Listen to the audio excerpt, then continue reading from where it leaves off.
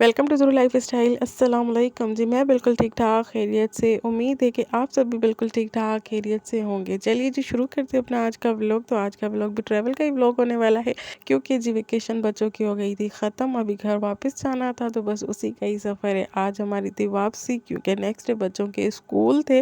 और ये जो विंटर वेकेशन होती है पता नहीं कैसे आती है और चली जाती है हवा के झोंके की तरह। इतनी जल्दी ये 10 डेज़ गुजर जाते हैं, पता ही नहीं चलता। यहाँ पर आए, घूमे फिरे, ननिहाल गए, एंजॉय किया, बहुत ही कोई ज़्यादा मज़ा आया। बट पता बिल्कुल भी नहीं चला कि ये 10 डेज़ कैसे गुजर गए। ऐसे लग रहा था कि कल ही आई थी और आज ही वापस जा रही हूँ। बहुत ही जल्दी ये 10 डेज़ गुजर गए। और यहाँ पर जी टूर वालों ने हमें रोक लिया था, तो सिस्टर की यूनी का कार्ड दिखाया तो उन्होंने हमें छोड़ दिया। तो बस यहाँ पर जी हमारा सफ़र का आगाज़ हो चुका था। तो आज मुझे भाईजान ड्रॉप करने आ रहे थे, क्योंकि मोहम्मद वाले ऑलरेडी वहीं पर थे। तो भाईजान ने कहा कि मैं वापसी पे उनको भी पिक कर लूँगा, आपको भी ड्रॉप कर लेता हूँ। तो बस भाईजान ही आ गए थे, वैसे तो बाबा ही आ जाते हैं। तो आज भाईजान थे हमारे साथ यहाँ पर जी थे। इतनी मज़े की धूप निकली हुई थी, तो ठंड बिल्कुल भी फील नहीं हो रही थी और बहुत ही ज़्यादा अच्छी लग रही थी। ठंड में धूप का मज़ा ही कुछ और होता है। वैसे भी यहाँ पर ठंड इतनी ज़्यादा होती तो नहीं है, कभी कभार ज़्यादा हो जाती है। बाकी तो नॉर्मल डेज़ में बस एवरेज ही होती है, इतनी ज़्यादा नहीं होती। तो इस वजह से मैंने बच्चों को आज लाइट से ही कपड़े पहना दिए थे। एक इनर पहना दी थी, ऊपर से शर्ट वगैरह पहना दी थी, अपर वगैरह नहीं पहनाया था, क्योंकि ट्रैवल था, ऊपर से धूप थी, तो इतनी ज़्यादा ठंड भी नहीं होती। फिर बच्चों को भी गर्मी लगना स्टार्ट हो जाती है, तो वो इरिटेट हो जाते। तो इस वजह से मैंने इनको लाइट से ही कपड़े पहना दिए थे।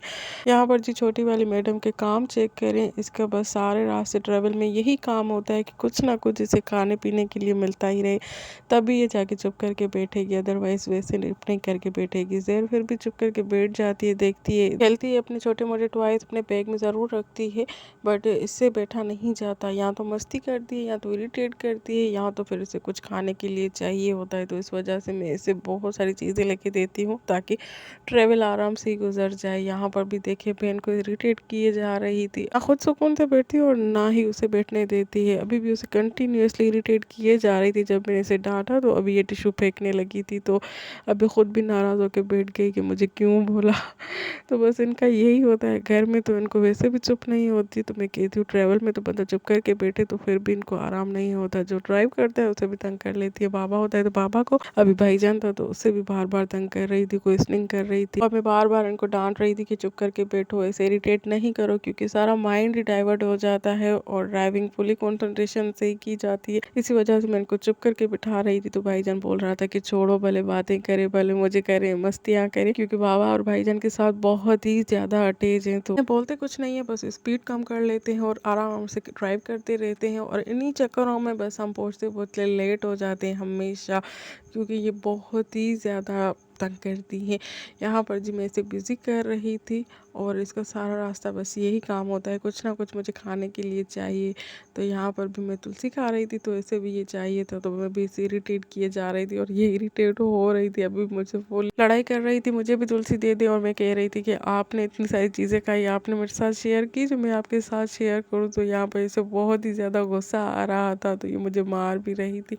तो बस मैं इसे ऐसे ही बातों में लगा कर बिठा रही थी, क्योंकि ये बार बार कह रही थी कि मैं आगे जाऊँ पीछे आऊँ, आगे जाऊँ पीछे आऊँ, तो बहुत ही ज़्यादा तंग कर रही थी। तो इसी वजह से मैं इसे इरिटेट कर रही थी और माइंड डाइवर्ट कर रही थी, ताकि ये एक जगह पर टिक के बैठ जाए और आराम से हमारा ट्रैवल भी हो जाए, क्योंकि देर भी हो रही थी हमें घर पहुँचने में। और जी आप सब सुनाएं, कैसे हाल चाल है आपके, क्या हो रहा है जिंदगानियों में, कैसी जा रही है आपकी लाइफ। और आप सब भी मेरे साथ कमेंट सेक्शन में लाजमी शेयर करें कि आपके बच्चे ट्रैवल कैसे करते हैं, सुकून से बैठ के कर लेते हैं, या आपको भी ऐसे ही जद्दोजहद करनी पड़ती है उनके साथ ट्रैवल में। ये था फाइनल मेरे विंटर वेकेशन ट्रिप का व्लॉग। होप कि आपको अच्छे लगे होंगे। अगर अच्छे लगे हैं तो प्लीज़ लाइक कर दीजिए वीडियो को, साथ में अपनी फ्रेंड और फैमिली के साथ शेयर कर दीजिए। अगर चैनल पे न्यू है और चैनल को अभी तक सब्सक्राइब नहीं किया, तो सबसे पहले सब्सक्राइब कर दीजिए। और जी बस यहाँ पर हम खैर खैरियत से घर पहुँच गए थे, और आते ही मैंने लंच वगैरह कर दिया था। उसके बाद मैं बैग्स वगैरह अनपैक कर रही थी, क्योंकि मुझे बहुत ही ज़्यादा कोई उलझन हो जाती है। बस मैं उसी टाइम पे ही सारे के सारे बैग अनपैक करती हूँ, उसके बाद ही जाके सुकून से बैठती हूँ। तो यहाँ पर भी मैंने एक बैग तो सारा अनपैक कर दिया लिया था अपना। यहाँ पर जी बच्चों का रह गया था तो मैंने बच्चों के कपड़े वगैरह निकाले और यहाँ पर प्रेस वाले मैंने हैंग कर दिए थे और सारे के सारे सेटल कर लिए थे। बच्चों को भी थोड़ी देर सुला लिया था और जी यहाँ पर शाम का टाइम था तो बच्चे उठ गए थे, तो जो थोड़ा बहुत इनकम्प्लीट काम था तो वो भी मैं यहाँ पर बच्चों को बैठ के कंप्लीट करवा रही थी, क्योंकि नेक्स्ट डे सुबह में स्कूल था। वैसे तो मैंने शेर को सारा काम कंप्लीट करवा के गई थी, रिटन का, बाकी जीके का और कलरिंग का थोड़ा बहुत रह गया था, तो वो यहाँ पर मैं चीटिंग करके खुद भी कर रही थी और शेर से भी करवा रही थी, क्योंकि काफ़ी दिनों से शेर ने लिखा नहीं था तो बच्चे हो जाते हैं थोड़े इरिटेट। तो यहाँ पर कलरिंग के बहुत सारे थे, हेल्प कर रही थी कलरिंग में। तो यहाँ पर मैंने कलर तो कर लिया था बट मुझे बिल्कुल ही क्लीन क्लीन लग रहा था और मैं इसे थोड़ा सा मेसी कर रही थी ताकि टीचर को आइडिया नहीं हो कि मैंने किया है।